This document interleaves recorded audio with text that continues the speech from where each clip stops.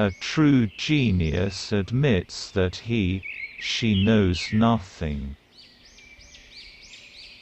Few people are capable of expressing with equanimity opinions which differ from the prejudices of their social environment. Most people are incapable of forming such opinions.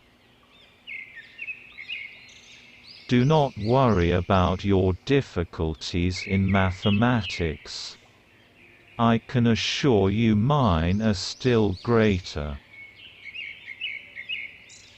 If I had an hour to solve a problem, I'd spend 55 minutes thinking about the problem and 5 minutes thinking about solutions. The hardest thing in the world to understand is the income tax. If people are good only because they fear punishment and hope for reward, then we are a sorry lot indeed. You cannot simultaneously prevent and prepare for war. Common sense is the collection of prejudices acquired by age 18.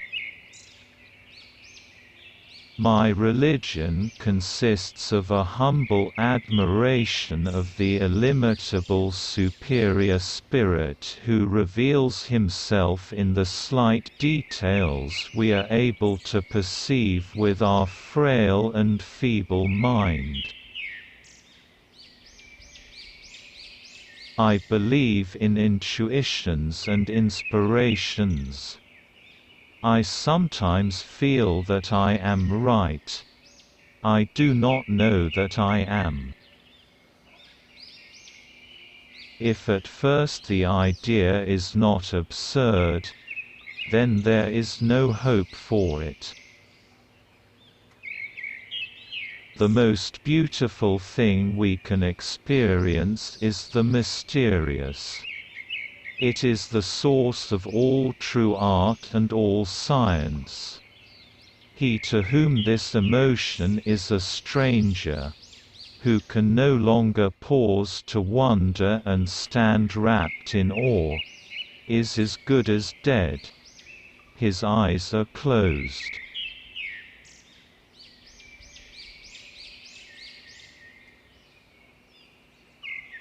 Life is a preparation for the future. And the best preparation for the future is to live as if there were none. The revolution introduced me to art, and in turn, art introduced me to the revolution. The insight into the mystery of life, coupled though it be with fear, has also given rise to religion. To know what is impenetrable to us really exists, manifesting itself as the highest wisdom and the most radiant beauty, which our dull faculties can comprehend only in their most primitive forms. This knowledge, this feeling is at the center of true religiousness.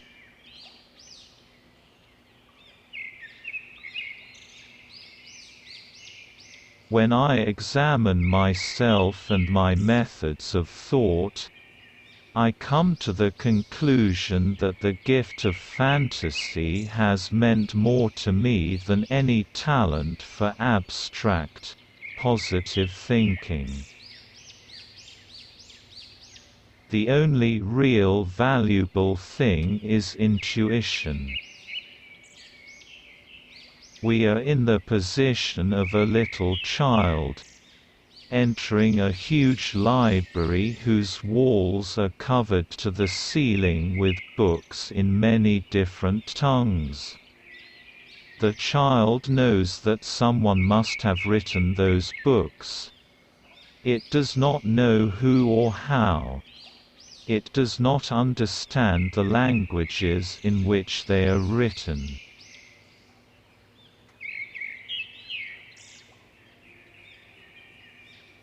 The child notes a definite plan in the arrangement of the books, a mysterious order, which it does not comprehend, but only dimly suspects.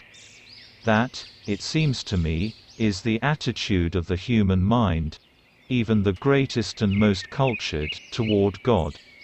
We see a universe marvelously arranged, obeying certain laws, but we understand the laws only dimly.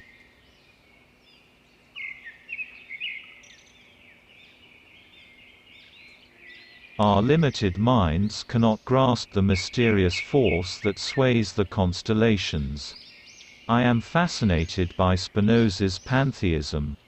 I admire even more his contributions to modern thought.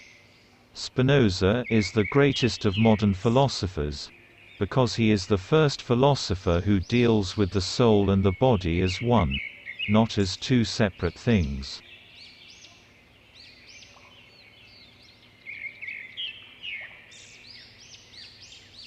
The true sign of intelligence is not knowledge but imagination.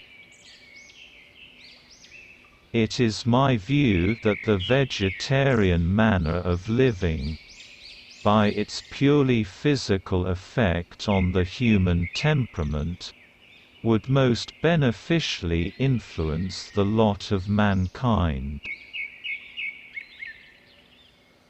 Laws alone cannot secure freedom of expression. In order that every man present his views without penalty, there must be spirit of tolerance in the entire population. The tragedy of life is what dies inside a man while he lives. When the tragedy of life is what dies inside a man while he lives. Somebody who only reads newspapers and at best books of contemporary authors looks to me like an extremely near-sighted person who scorns eyeglasses. He is completely dependent on the prejudices and fashions of his times, since he never gets to see or hear anything else.